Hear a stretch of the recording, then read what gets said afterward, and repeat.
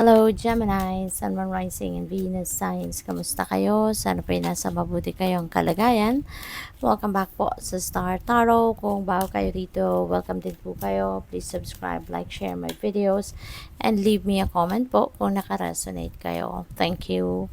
So, first message po ninyo is declutter. Declutter your life. Let go of correspondence, objects, and people you no longer want. So, parang talaga maglilinis kayo sa ngayon, Gemini. Baby, this is what you really need right now to do, or this is what you really want to do. No? So, po pwedeng ganun din ang ganap. Baka naguguluhan na kayo, na naiinis na kayo na maraming kalat. Hindi lang sa physical space ninyo, kundi pati na rin sa buhay ninyo, nararamdaman ninyo na naiinis na kayo, yung ganon. Kaya you need to declutter your life, no? Someone will hurt your feelings and reveal a new side of themselves that you may wish to avoid. Ayan, so baka meron ditong someone na malapit sa puso ninyo, na susubukan dito yung pasensya ninyo, no? Maaaring meron ditong makakasakit ng inyong damdamin, 'di ba? At po pwedeng meron dito, ngayon mo lang makikilala yung tunay na kulay niya. Ngayon niya lang ilalabas yung tunay niyang pagkatao, you know? So, what else? Society, say yes to all the wonderful invitations coming your way. Excellent networking, opportunities, and new love interest for singles will be the result. Wow. So, mayroon ditong invitation for social gatherings for some of you, Gemini. And pwede na yung gatherings na to also. Baka mayroon kayo ditong makikilala ng mga bagong kaibigan or magkakaroon kayo ng networking, no? Baka makakuha kayo dito ng mas maraming kliyente kung nagnenegosyo kayo, something like that. Pwede rin na baka magkaroon kayo dito ng bagong love interest, no? Baka dito ninyo makikilala yung bagong jowa ninyo, kung wala pa kayong jowa, something like that, no? So, good luck. So, what else? We have opportunities. A stranger is about to change your life. Wow. Baka yung stranger na to, baka ito na yung magiging love life ninyo, Gemini. Baka siya na yung magiging jowa ninyo, no? So, possible. For others of you, this could be something else, no, na pwedeng dadalhin ng taong ito sa buhay ninyo.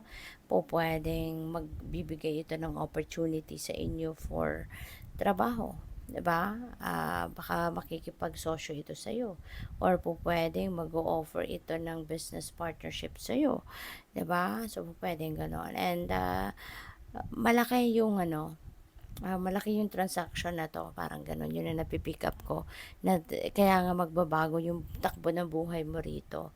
Sabi din dito, exciting times and plenty of action plus a special family reunion looks likely. So, meron din ditong pagtitipon, no? Social gathering. Pwedeng maimbitahan kayo rito ng mga kamag-anak ninyo para sa reunion, may party-party. Or pwede rin na maraming movement, no? Pwedeng paglilipat talaga, parang change of residence, change of jobs, change of employer. So, that is also possible, no? Kaya good luck sa inyo.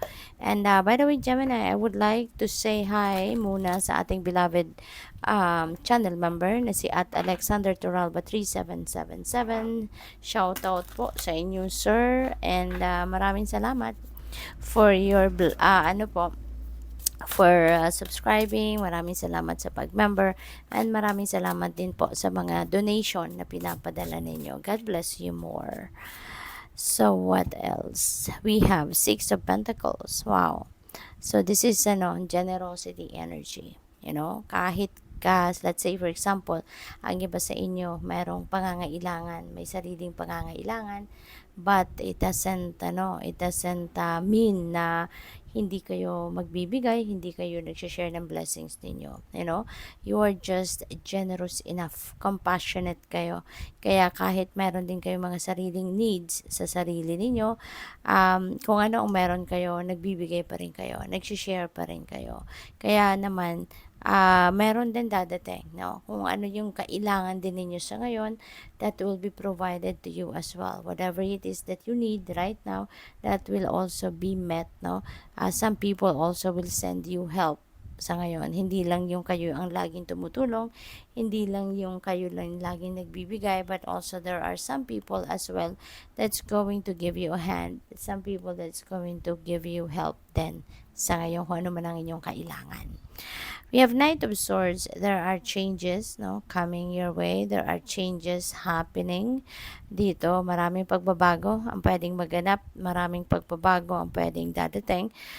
Isa na dito, no, yung pagbabagong yan, yung pagdideclutter ninyo ng buhay ninyo. You're going to remove something or someone sa buhay ninyo na hindi nagsiserve ng highest good ninyo, hindi ba? At yung tao, no, the stranger that's coming into your life na magbabago ng inyong buhay, magbabago ng inyong sitwasyon, no? So that is also going to be a change, no, happening in your life. Kaya maano kayo ngayon, mabibisi siguro kasi pa pwedeng maraming bagong kaganapan, ano, ang pwedeng mag-unfold right before your eyes. Kaya, good luck sa'yo. We have Page of Pentacles. Ayan. So, may mga offer na dadating. This is opportunity, no, na pwedeng pagkaperahan. This is an offer na dadating sa inyo that is related to your money, career, and finances. So, pwede na meron talaga mga oportunidad na dadating sa inyo rito na ito'y pagkakapirahan, no? Pwedeng, baka din kayo, nagbenta kayo ng property or baka pwede rin na kayo yung magbebenta, yung ganon, no?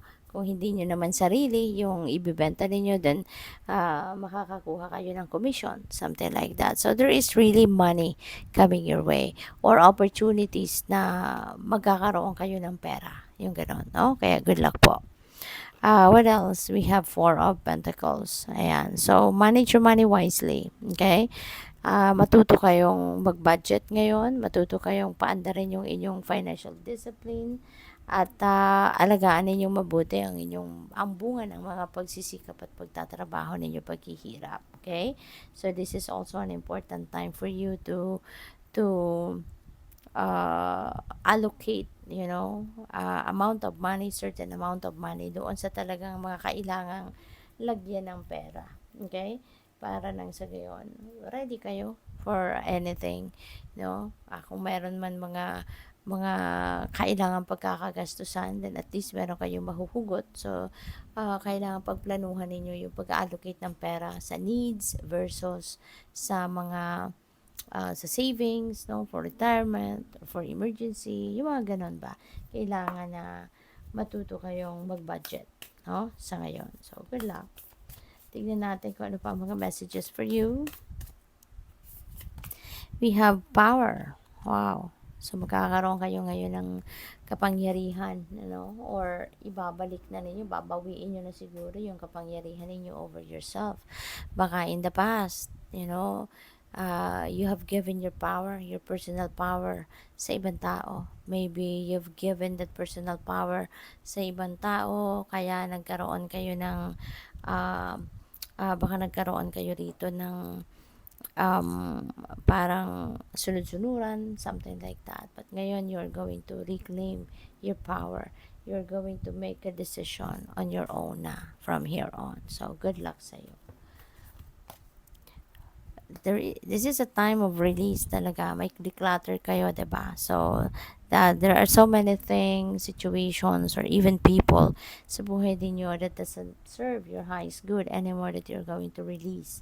So, that's really good. Kasi, kumbaga, kung alam naman ninyong hindi naman na to nagdudulot ng magandang vibe sa inyo, hindi naman ito naghahatid ng magandang kaganapan or sitwasyon sa buhay ninyo, then wala nang rason para i-keep mo yung mga taong yan sa buhay mo, hindi ba? Bagay, no? Mga bagay, mga situations, no? That na hindi naman nakakaganda ng inyong buhay, hindi na nakakatulong. So, bakit pa ikikip mo sa buhay mo? Bakit pa ibibigyan mo ng oras, panahon at atensyon and space and room sa buhay mo, 'di ba? Sayang lang ng effort, time and energy and sayang ng oras mo para diyan. Kaya it's about time na for you to let go, release para magkaroon ka ng room para sa mga bago, no, na maaring positibo ang hatid sa inyo, 'di ba? So, what else? We have solitude. Panahon din para magnilay-nilay kayo, magmuni-muni kayo. And importante din ito kasi kung lalo-lalo na kung lagi kayo may ginagawa. So, when you put yourself in solitude, then parang magaground din yung sarili ninyo. No? Ibabalik din nyo sa sentro, sarili ninyo, and you would have more time, di ba? To think, you would have more time to weigh things out, lalo-lalo na maraming oportunidad ang papasok at maraming mga bagay, no, na kailangan ninyong pag-isipan din, paghandaan, no, na kasi meron kayong mga tatanggalin, 'di ba? Meron kayong mga aalisin sa buhay ninyo. So kailangan pag-isipan talagang mabuti 'yan so that hindi kayo magkamali, 'di ba? So good luck. Thank you for watching. Love and light. Namaste.